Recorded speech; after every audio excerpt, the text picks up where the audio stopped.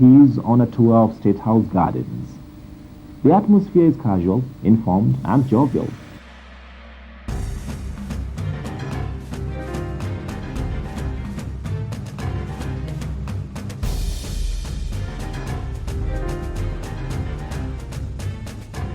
In Kenya, this home is not the largest. In fact, there are numerous others that are substantially larger. This isn't the finest house, but this is the most important house in Kenya.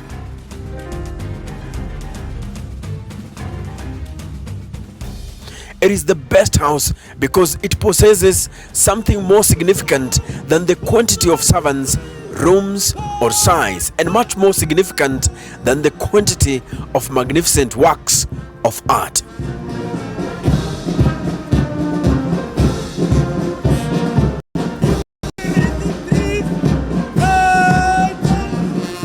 Today will be one of the most demanding days ever for those who work inside the State House. Habari zenu. July 2015. Wakenya impio.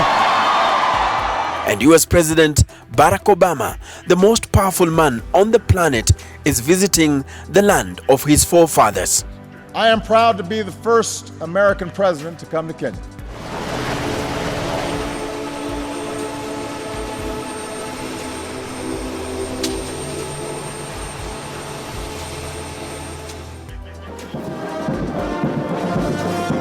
Each time a foreign leader visits the State House, the president has the opportunity to showcase Kenya's power and heritage in a setting that embodies them in every wall and stone.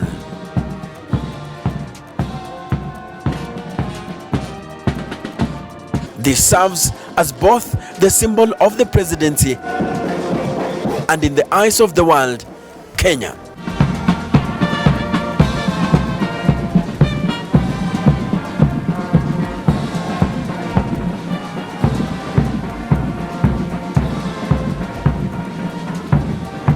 Very shortly, Obama will arrive. And of course, I'm the first Kenyan American to be president of the United States. In terms of motions, the beast entrance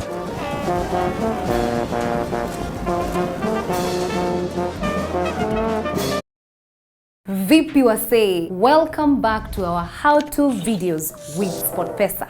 Leo nataka tujifunze kucheza the sport. The host welcome remarks by President Uhuru Kenyatta.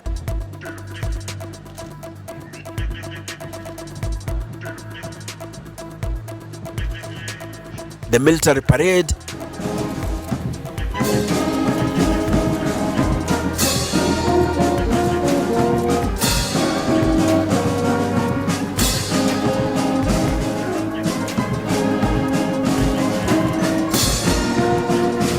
And the 21-gun salute.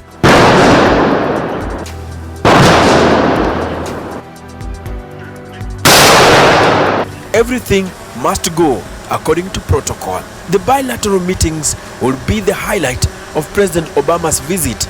Does it concern you, government, that indeed there is corruption it's a war that has been taken head on by our very president, and in fact, some of his cabinet secretaries and PSs and top government officials are currently in court because of that? And it is important, I think, for the people of Kenya to say this is not the normal way of doing business, and to say no to it at every level.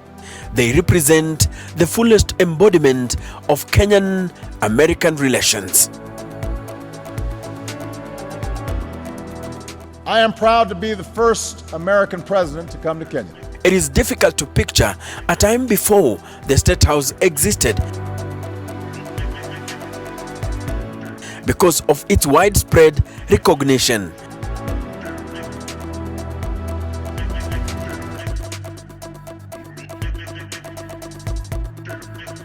But nearly 10 years after Kenya was established a colony of the British, the city of Nairobi was still little more than wild woodlands. In 1899, colonial authorities in British East Africa agreed to build a rail depot on the Uganda Railway, Nairobi. The land of cool waters in the Maasai language. It would grow quickly into a town, eventually replacing Machakos as the capital of Kenya in 1907. The government house would not have been built had it not been for one man, Sir Herbert Baker. The English architecture, born in 1862, is remembered as a dominant force in the construction sector. In 1925, Baker was brought in to design a house for the governor. He went for the Palladian design he was famed for, a European architectural style derived from the work of the Venetian architect Andrea Palladio. It evolved from his concept of symmetry, perspective, and principles of formal classical architecture from ancient Greek and Roman traditions. It was built on a hill because the white settlers loved trees and wide boulevards and also feared floods. Therefore, Sir Herbert Baker, who was contracted to design the building, chose the hilly area around the Arboretum that offered stunning views. Its foundations were dug by slaves, the stonework carved by masons.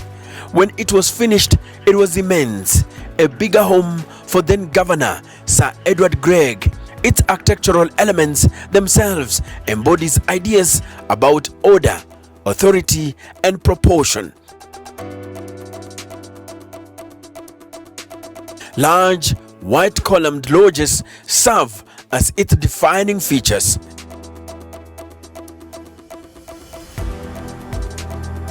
Then and today, the heritage of the symbol is inescapable, something every leader learns upon arriving.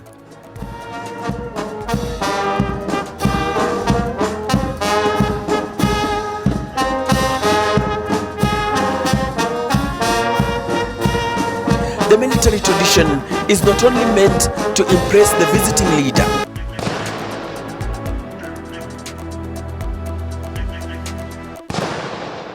it gives him the distinction of being welcomed at the house on the hill.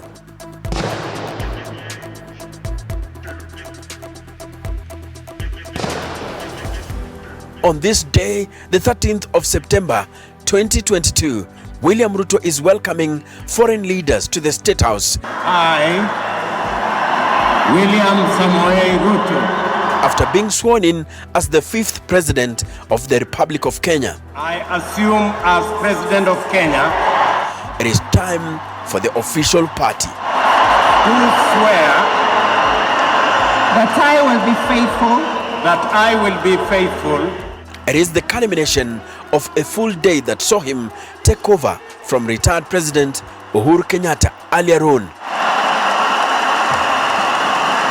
Ruto is the 5th black African to occupy the State House. The first was Mzee Jomo Kenyatta, who moved in on the 12th of December 1963 after Kenya gained independence.